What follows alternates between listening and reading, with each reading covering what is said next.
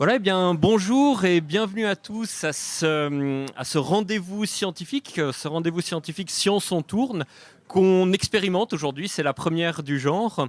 On va essayer de refaire ça de manière mensuelle. L'idée, finalement, elle est double. L'idée, elle est de débattre autour d'un thème d'actualité, en l'occurrence Fukushima, mais c'est aussi de permettre à tous les étudiants, à tous les collaborateurs de l'EPFL de rencontrer les scientifiques qui travaillent peut-être ici, en dehors des cours, en dehors des examens, et d'avoir un contact un peu privilégié pour avancer, puis pour débattre du sujet en question.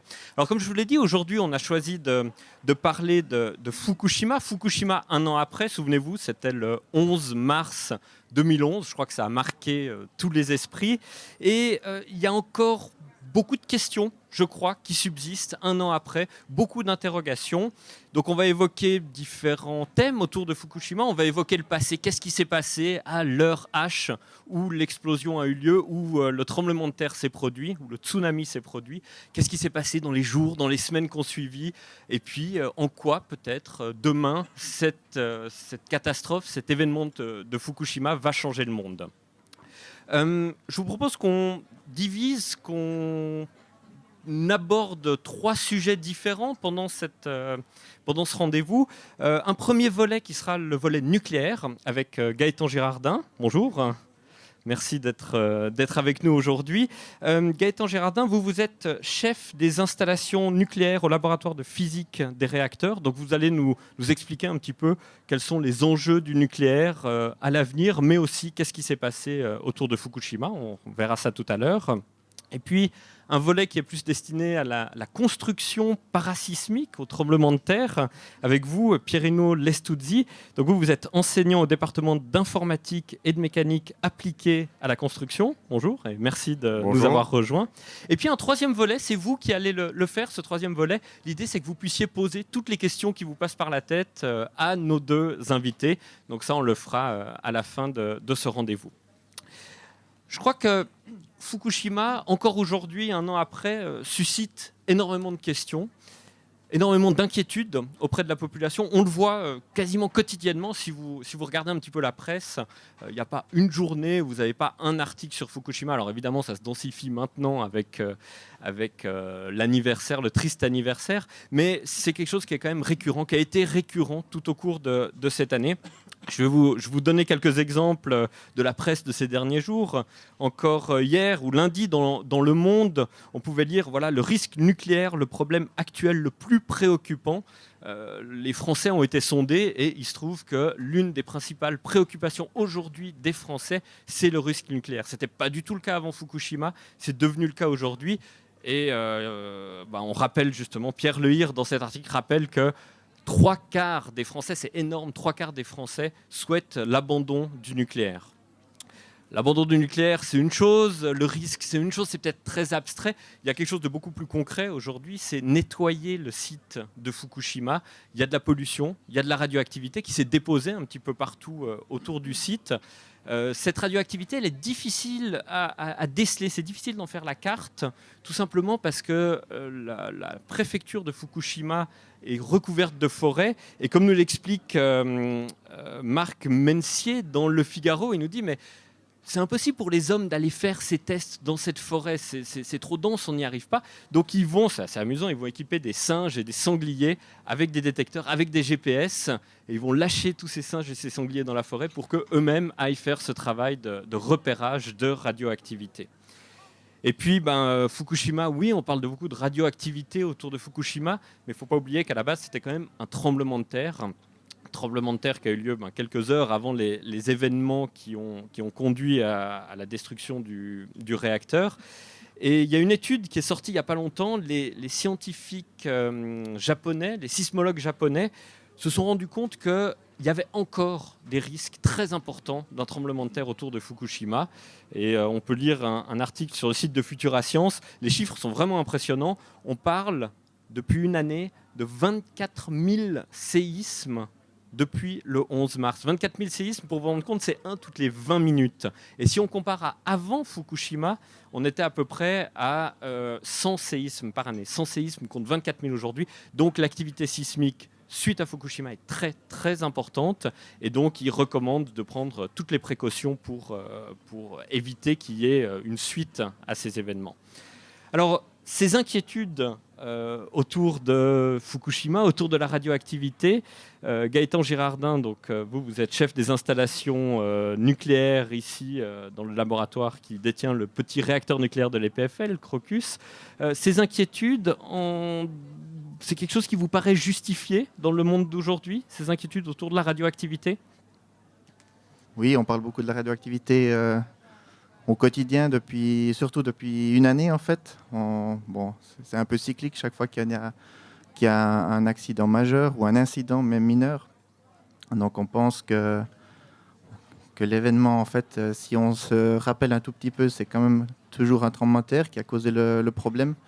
Et suite à ce tremblement de terre qui a touché une des centrales nucléaires, donc 6 réacteurs juste au bord de la mer, on a eu 3 réacteurs qui étaient en fonction à cet instant-là. Et 3 réacteurs ont été endommagés par le tsunami qui a suivi environ 1 heure après la séisme d'intensité 9 et qui ont fortement endommagé les systèmes électriques et les bâtiments autour des réacteurs. Vous insistez sur le tremblement de terre. Pour vous, le tremblement de terre est un événement qu'on a un petit peu oublié au détriment de la radioactivité ? Donc pour moi, clairement, ce qu'on a exagéré, si on veut, dans ce débat, c'est le fait que ça a été, je répète encore une fois, un tremblement de terre au départ. Et ensuite, on s'est focalisé sur l'incident et l'accident, qui était clairement un accident majeur nucléaire, mais qui n'a pas finalement causé de graves problèmes de santé immédiatement. Alors immédiatement, oui, mais en même temps, on sait que la radioactivité fait rarement des graves problèmes de santé immédiatement. C'est quelque chose qui s'inscrit dans la durée. Est-ce que là, aujourd'hui, les problèmes de santé, ils existent quand même au Japon, non ? Donc, d'après les informations que j'ai vues et entendues, on a eu, suite aux explosions des bâtiments et des structures des 3 réacteurs, et aussi un incendie sur le réacteur numéro 4, on a eu des relâchements majeurs d'isotopes radioactifs, donc de poussière et de gaz radioactifs qui ont été émis lors des explosions, qui se sont propagés au gré des vents et des courants marins, puisque, si on veut, la moitié du monde est dirigée vers l'océan au Japon. Donc on a eu des relâchements de radioactivité également dans l'océan Pacifique. Et là, les doses que j'ai vues ne sont pas des doses très importantes pour penser avoir des problèmes de santé publique majeurs. Ce qu'il faut aussi se rappeler, c'est que les gens ont été évacués des sites, donc 3 km, 5 km, et le lendemain même 20 km autour de la centrale. Donc les gens ont été physiquement évacués sur des endroits plus sûrs. Et donc là, on peut dire que les endroits où il y aurait eu des dangers majeurs pour la santé publique étaient absents de monde. Donc en fait, on a bon espoir que les dangers qui sont liés à la radioactivité au plus long terme sont finalement très faibles. Parce que vous parlez de courants marins qui propagent la radioactivité vers l'océan. Il y a aussi des courants d'air, en fait, qui ont déposé de la radioactivité un petit peu partout. Cette radioactivité, elle est encore là, elle est encore active, elle est encore dangereuse pour les populations qui vivent, alors peut-être pas tout près, puisque ça a été évacué, mais dans les 30, 50, 100 km autour de la centrale. Donc oui, les gaz radioactifs qui ont été émis lors des explosions et lors de l'ouverture en fait, des réacteurs se sont propagés au gré des vents. Et donc c'est clair que, comme toujours, quand on a une source de matière à quelque part et qu'on a un dégazage, dans ce cas présent, plus on est loin, plus on est éloigné, plus on a moins de risques d'avoir des effets sur la santé en fait.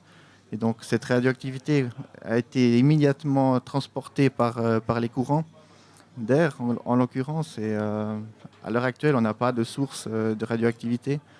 Donc on n'a pas de problème majeur C'est-à-dire qu'on n'entretient pas cette radioactivité. Donc aujourd'hui, il y a ce qui s'est déposé au radioactivité... départ, mais maintenant, il n'y en a pas encore qui sortent. Donc les gaz radioactifs, effectivement, ils se diluent par courant. Donc en fait, on va arriver à une situation où, au long terme, on n'aura plus de problème à ce niveau-là.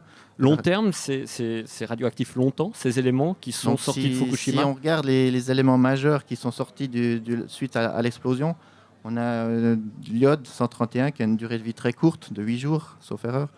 Et on a aussi du césium 137, cette fois, qui a une demi-vie d'une 30aine d'années. Demi-vie, Donc ça veut dire le temps qu'il faut attendre pour que la moitié des atomes soient encore radioactifs. Ok, donc là on est condamné à des centaines d'années en gros. Donc on n'a plus une contamination cette fois sur le sol, parce que le césium c'est pas un gaz, c'est comme une poussière qui va se déposer dans la mer et sur les sols.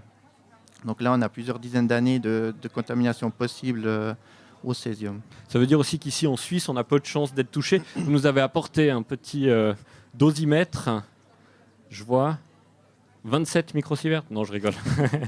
Non, on est à 0. En fait, il n'y a pas du tout de radioactivité sur le site de l'EPFL. Donc, pour préciser, oui, l'appareil que j'ai apporté, c'est un appareil qui a été largement utilisé et demandé suite à l'accident de Fukushima. Donc, y compris en Suisse. Y compris en Suisse. Donc, on était en rupture de stock sur presque tous les pays, en fait.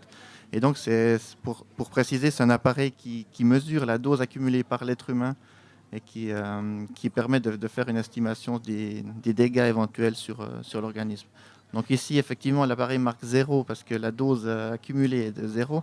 Ça ne veut pas dire qu'il n'y a pas de radioactivité en ce moment sur le site de l'école. Donc tous les endroits de la Terre, faut peut-être rappeler ça, sont radioactifs en fait. Et c'est clair qu'avec ce genre d'appareil sur le site ou proche du site de la centrale de Fukushima, on aurait pu accumuler des valeurs plus importantes que ce que l'on a ici.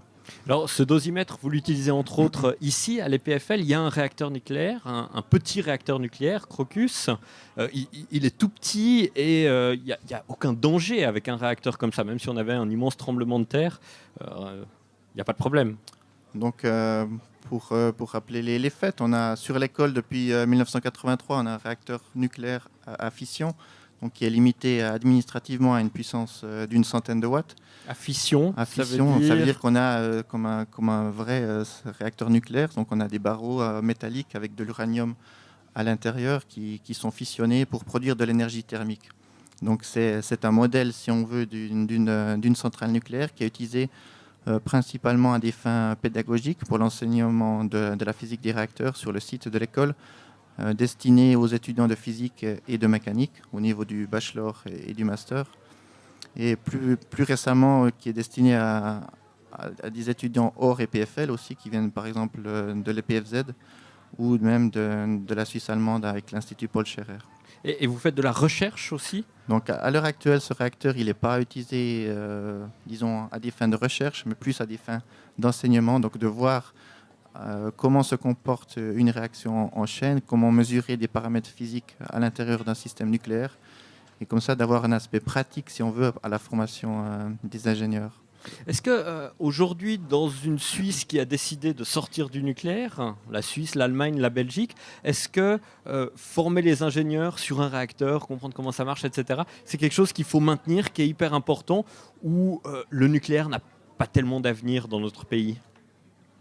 Donc c'est une question intéressante. On peut dire que même si la Suisse va sortir du nucléaire ou va essayer de sortir du nucléaire, comme ça a été confirmé l'été passé par le Parlement, on peut dire que tant qu'on utilise cette technologie, donc tant qu'on a des réacteurs sur le sol suisse, on se doit finalement de l'utiliser proprement et correctement. Et donc, à mon sens, la formation fait toujours du sens, tant qu'on aura au moins pour une dizaine d'années ou une vingtaine d'années à l'heure actuelle, des réacteurs en fonction. Donc si on pense arrêter le dernier réacteur à titre prévisionnel, on va dire en 2034, sauf erreur, ça veut dire qu'on a quand même encore presque une génération de personnes qui vont utiliser ces installations. Et donc là, je pense qu'on peut quand même espérer que les gens vont continuer d'être formés pour utiliser ces systèmes.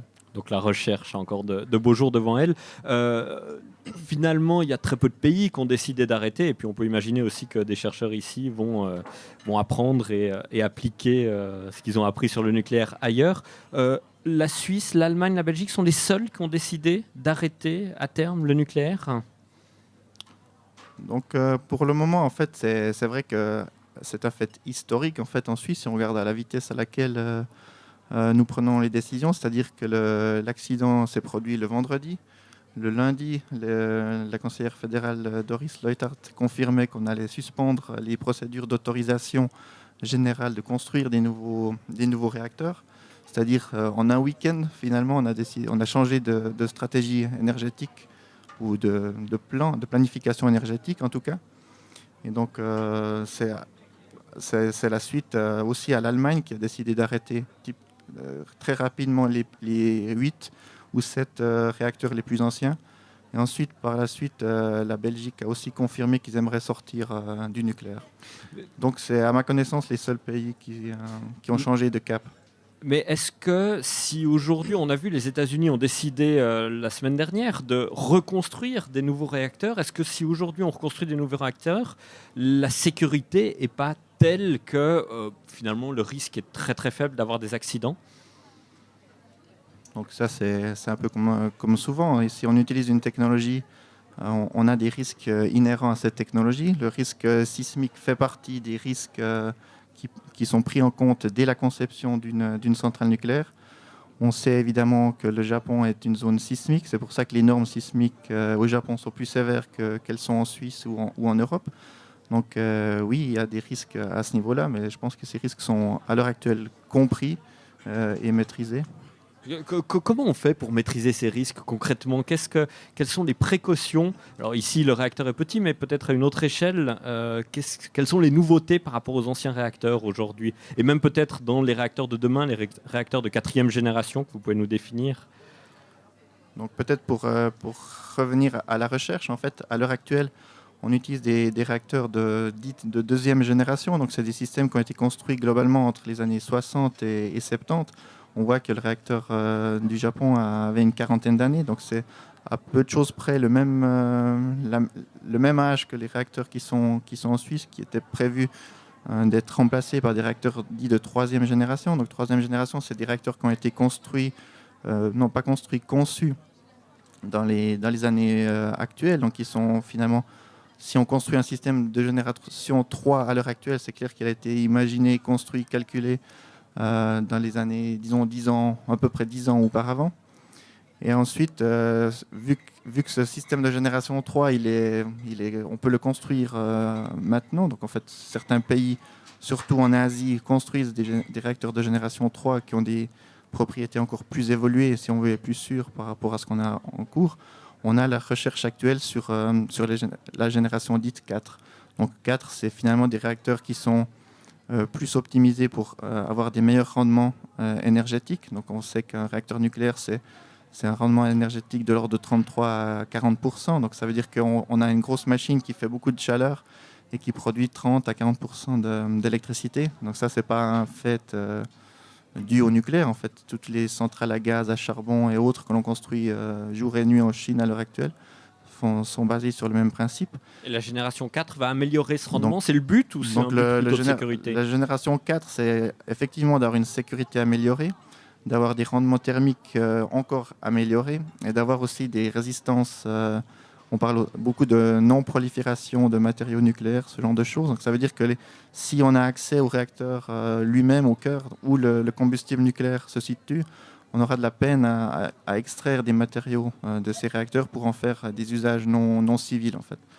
Donc ça, c'est aussi un des buts. Et finalement, un des grands buts et avantages de cette génération 4, ce serait d'utiliser, d'avoir un système qui ne produit plus vraiment de déchets, mais qui recycle en continu ces matières, ces inventaires de matières nucléaires dans le système lui-même. Ça veut dire qu'on charge au démarrage du réacteur avec un certain inventaire nucléaire le réacteur, et ensuite on a un appoint de matière nucléaire, oui, mais qui peut être issu du retraitement des déchets des anciennes générations. Et il n'y a plus du tout de déchets avec ça? Donc les déchets, oui, il y en a, parce qu'il y a quand même certaines matières qu'il faut décharger. Il y a aussi des matières qu'il faut apporter. Il y a aussi l'inventaire, si on veut, qui est dans la centrale lui-même. Donc on ne peut pas dire qu'il n'y aura plus de déchets, mais il y aura beaucoup moins de déchets à très longue durée de vie. Donc ça, c'est un des avantages majeurs de ces systèmes qui sont pas en construction en Europe, finalement. Et puis dernier point sur l'avenir du nucléaire, la fission nucléaire, c'est aussi quelque chose qui est très prometteur finalement. Et qu'est-ce que c'est? La fusion, vous voulez dire, ou la fusion, pardon. Ou la fission. La fission, c'est ce dont on parlait. Donc la fusion, c'est un mode de fabrication d'énergie finalement qui est basé sur un autre principe physique. Donc pour rappel, la fission, donc on prend des éléments très lourds, typiquement de l'uranium, et on essaye de les casser en petits morceaux pour faire un dégagement de chaleur. La fusion, à l'autre bout de la chaîne du tableau périodique, ce serait de prendre des éléments très légers et de les fusionner ensemble, donc de les assembler ensemble pour faire des éléments plus lourds, qui va aussi dégager une très grande quantité d'énergie. Donc ça, c'est un mode de fonctionnement qui est utilisé à l'heure actuelle, surtout en recherche, aussi sur le site de l'EPFL d'ailleurs. Oui, il y a le tokamak. Le tokamak. Et donc là, si on veut, par rapport à la fission, on a un retard de développement au niveau industriel, parce que ce qu'il faut voir, c'est que les réacteurs à fission ont été développés très rapidement. Ils ont passé du prototype au système industriel, commercial, en fait, de manière très rapide. Alors que la fusion est plus complexe à maîtriser, et on est encore au stade de prototype, pas au stade industriel et commercial. De production d'énergie. Donc il n'y a pas d'installation qui produisent de l'énergie électrique sur la fusion à l'heure actuelle. Vous nous l'avez rappelé, Fukushima, c'est quand même avant tout un tremblement de terre. On va construire des bâtiments au Japon, en Suisse, etc. On est obligé de prendre ça comme considération, le tremblement de terre, pour faire tenir les bâtiments.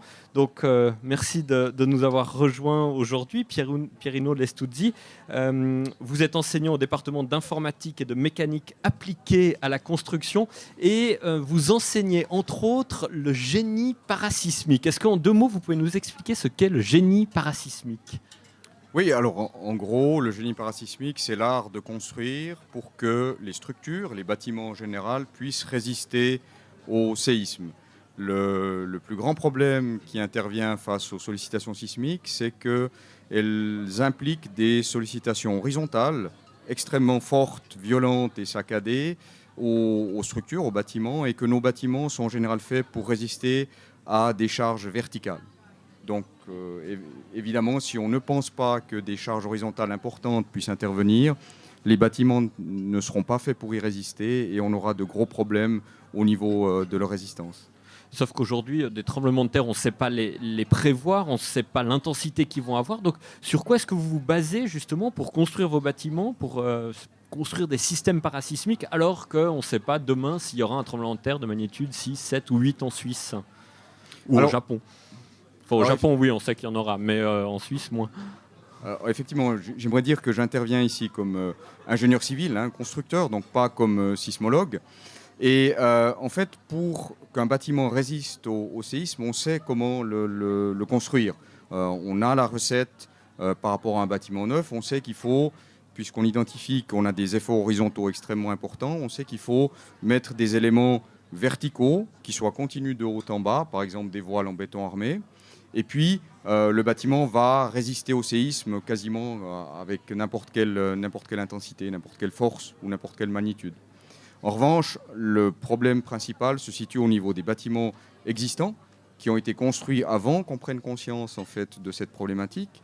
Et de ce point de vue, en Suisse, on a un certain retard par rapport à des pays comme le Japon, par exemple, qui ont de manière récurrente des séismes importants, donc qui sont sensibilisés.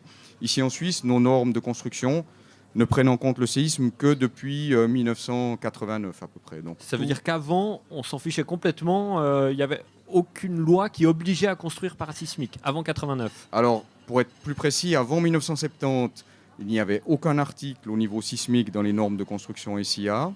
Et depuis, en 1970, il y a un petit article, mais c'est beaucoup trop faible, donc c'est quasiment inefficace. C'est seulement depuis 1989 qu'on a pris conscience qu'il y avait en Suisse éventuellement une problématique sismique. La raison en est qu'on ne se situe pas directement sur une bordure de plaques tectoniques, donc comme le Japon.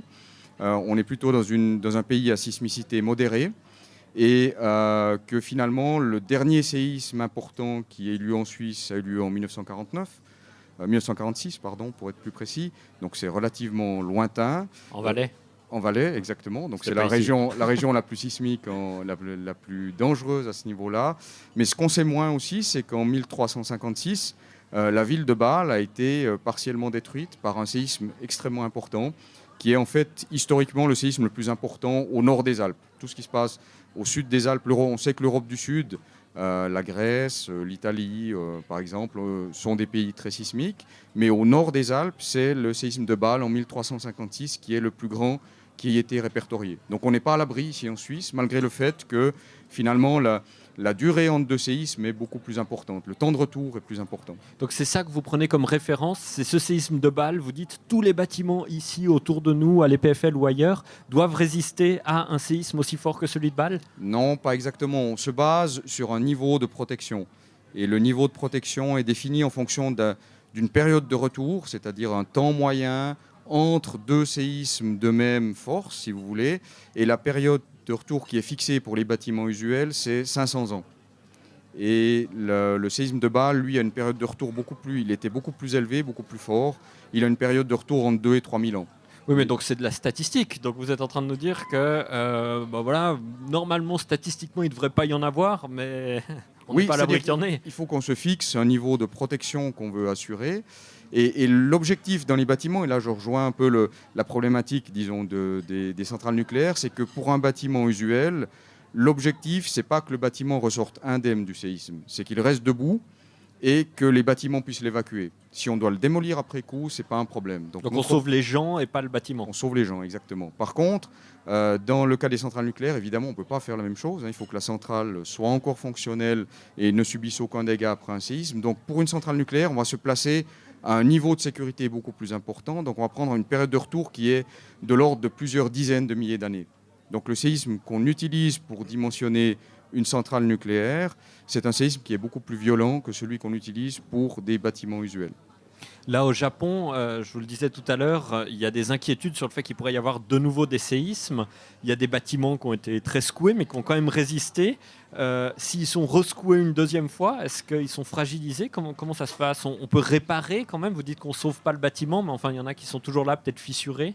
Alors, ce qu'il faut dire, c'est qu'on a une connaissance relative en fait des sollicitations qui interviennent au niveau du séisme et également au niveau du comportement des bâtiments. Puisqu'on admet des dégâts, on va beaucoup plus loin que le comportement standard d'un bâtiment, ce qui fait qu'on le connaît moins bien. Il y a une forte incertitude. Aux étudiants, on rappelle souvent que dans le domaine du génie civil, on travaille avec une précision de l'ordre de plus ou moins 10%.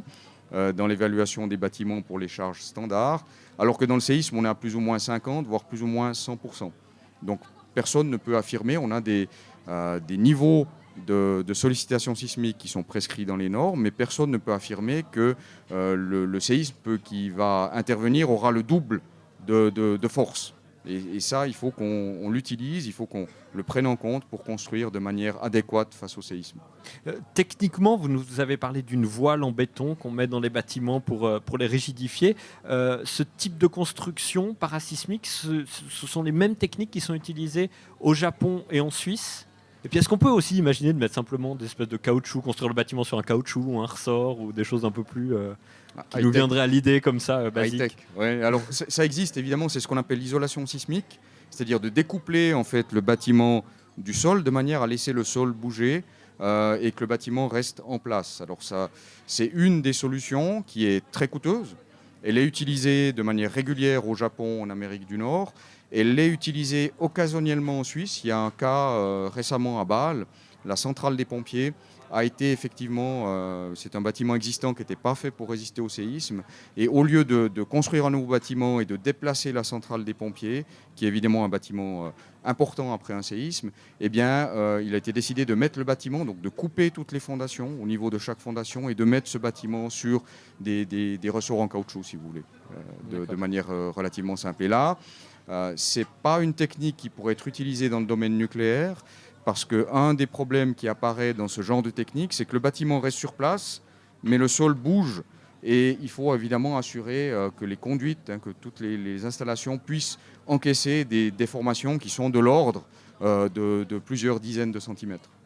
Pierino Lestuzzi, avec vos voiles qui traversent les bâtiments en béton, vous entendez bien avec les architectes? Alors ça, c'est un autre problème. Donc on a un peu de peine à faire comprendre aux architectes qu'on connaît la recette pour les bâtiments neufs. Donc il nous faut des éléments continus de haut en bas. Les architectes aiment bien décaler les éléments sur la hauteur pour donner un aspect visuel. Alors on peut le faire pour les éléments secondaires. Il nous faut simplement laisser quelques éléments continus de haut en bas. Et c'est souvent Ils vous aiment pas. une sorte de guerre ou de problématique qu'on a de la peine actuellement en tout cas à mettre en place. Oui. Voilà, merci beaucoup à tous d'avoir assisté à ce Science on tourne. Merci Pierino Lestuzzi et merci Gaëtan Girardin.